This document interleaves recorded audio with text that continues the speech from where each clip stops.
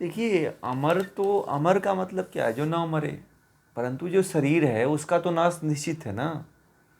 जीवात्मा केवल अमर है, आप तो अमर हो ही। आपके भीतर जो आत्मा है वो अमर है। परंतु ये शरीर है, शरीर का तो नाश निश्चित है ना, क्योंकि यह पंच महाभूतों से बना हुआ है। और जो पदार्थ जो है पंच महाभूतों से बना हुआ है उसका नाश निश्चित है। चाहे आज हो चाहे देर होगा, परंतु निश्चित है उसका कि एक दिन उसका नाश फिक्स है। आप देख लो, एक लोहा भी आप बनाते हो ना, तो लोहा भी गल जाता है। दुनिया का कीमती से कीमती वस्तु एक दिन क्या होता है? नष्ट हो जाता है। दुनिया में कोई भी पदार्थ ऐसा नहीं है जिसका नाश होना निश्चित नहीं है। और मनुष्य तो 80 साल के लिए आता है और ऐसा जीवन जीता है कि लगता है कि उसे कई युगों तक जीना है।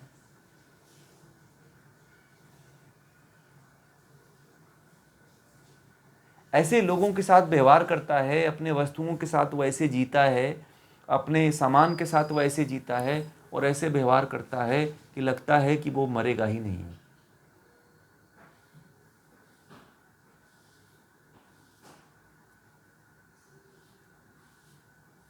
लोगों को अपने पदार्थों से इतना मोह हो जाता है कि वो ये नहीं समझ पाते हैं कि जिस चीज़ पे हम इतना गुमान कर रहे हैं, अहंकार कर रहे हैं, वह एक दिन नष्ट होने वाला है।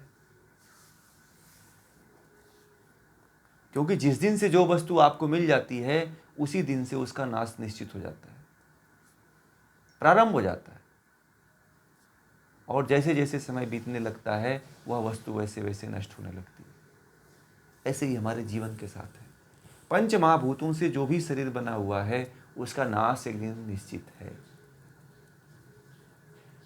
और जो बुद्धिमान लोग इस चीज़ को, इस रहस्य को जान जाते हैं, वह इस शरीर पे और इस शरीर को की डिपेंडेंसी को ख़त्म कर देते हैं। रहते हुए भी नहीं रहते हैं, जीते हुए भी नहीं जीते हैं। और कुछ लोगों को तो लगता है कि मुझे हजारों साल जीना है।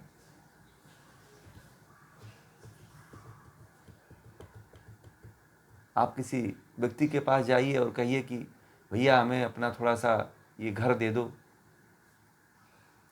बोला कि नहीं, ये अब हमारे पास ये देखो घर मांगने आया है, इसका नियत ठीक नहीं है, इसको तो केस करना पड़ेगा, पुलिस की में रिपोर्ट करना पड़ेगा। क्यों? क्योंकि वो दिखाता है कि ये मेरी वस्तु है, मैंने इसको लिया है। मैं नहीं कह रहा हूँ कि आप लोग घर किसी को दे दीजिएगा, मैं एक उदाहरण बता रहा हूँ। आज के समय में बड़ी मेहनत से घर मिलते हैं, तो मैं ये नहीं कह रहा हूँ कि घर किसी को आप लोग दे दीजिएगा। एक उदाहरण दे रहा हूँ। एक छोटी छोटी वस्तु को, बड़ी वस्तु को छोड़ दीजिए, एक छोटी वस्तु के प्रति भी व्यक्ति ऐसा व्यवहार करता है कि लगता है कि वो उसको साथ लेकर के जाए।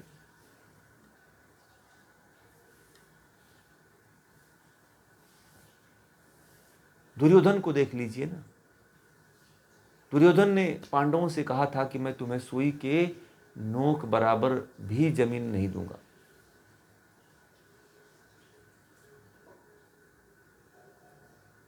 परंतु क्या दुर्योधन हस्तिनापुर को लेके गया? आज भी हस्तिनापुर वैसी है कि नहीं है, बताइए। भले से राजमहल टूट गए, परंतु जमीन तो वहां की वैसी है कि नहीं है? अब तो किसानों ने वहां पे खेती करके खेत बना लिया है। बताइए, दुर्योधन जो है सुई के नोक के बराबर भी जमीन नहीं लेके जा पाया। बड़े सोचने वाली बात है। और हम लोग सोचते हैं कि हमें तो बहुत सालों तक जीना है, और व्यक्ति इसी चक्कर में जो है अच्छे कर्म करना छोड़ देता है और वस्तुओं के संरक्षण में और वस्तुओं के बनाने में, वस्तुओं को इकट्ठा करने में अपने पूरे जीवन को लगा देता है।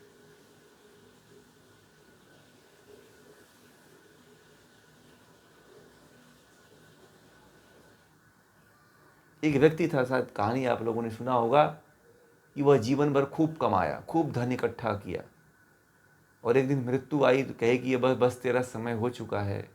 तो कहा उस व्यक्ति ने मृत्यु से कि नहीं, अभी तो मैंने इकट्ठा किया है, भोगा ही नहीं अभी तो इसको। मैंने तो बस केवल मेहनत करके और इकट्ठा करता चला गया और सोचा था कि एक दिन भोगूंगा बैठ करके, परंतु तुम तो आज ही मुझे लेने आ गए। तो ईश्वर का जो नियम है वो अकाट्य सत्य है, उसमें कभी कोई त्रुटि नहीं हो सकती है, ध्यान रखिएगा।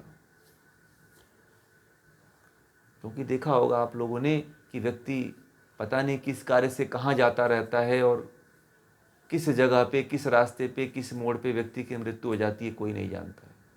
व्यक्ति घर से निकलता है तो किसी दूसरे कार्य को करने के लिए निकलता है, परंतु उसको रास्ते में ऐसी घटना घटित हो जाती है कि वह दुनिया से ही अलविदा हो जाता है। होता है कि नहीं होता है? होता है ना।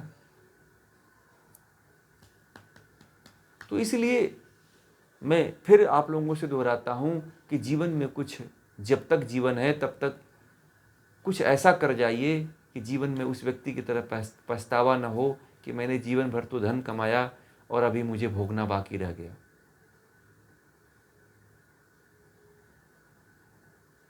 जीवन को इस तरह से जीना चाहिए।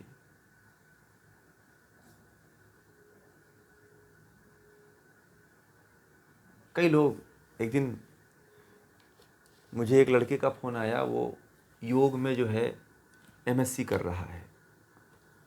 तो मुझे कहा, आचार्य जी हमें कुछ जीने का मंत्र बता दीजिए। मैंने कहा कि मैं उस पर जीना चाहता हूँ। मैंने कहा कि एक दिन का थोड़ी है ये, तो एक दिन में मंत्र आपको बता दूँ और उस पर आप जीने लग जाओगे। इसमें तो फिर आपको पूरी तरह से जुड़ना पड़ेगा। नहीं, बोला कि मुझे कुछ मंत्र बता दीजिए कि जिससे मैं अपने जीवन को सही तरीके से जी सकूं।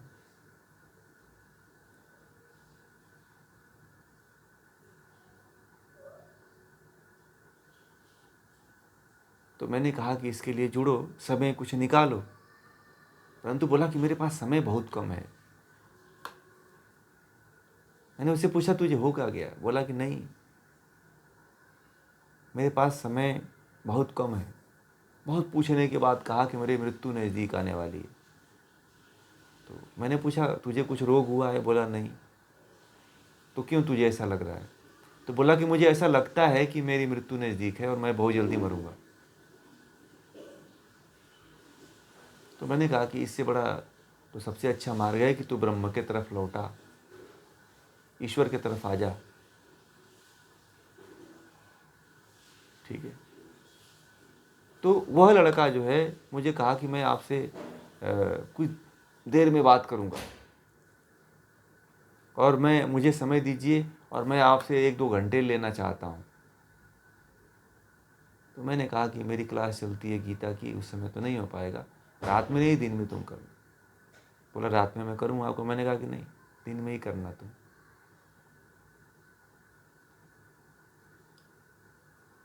फिर वो लड़का फ़ोन ही नहीं किया। तुरंत चाहिए लोगों को कि मुझे तुरंत जो है पकी पकाई खिचड़ी मिल जाए।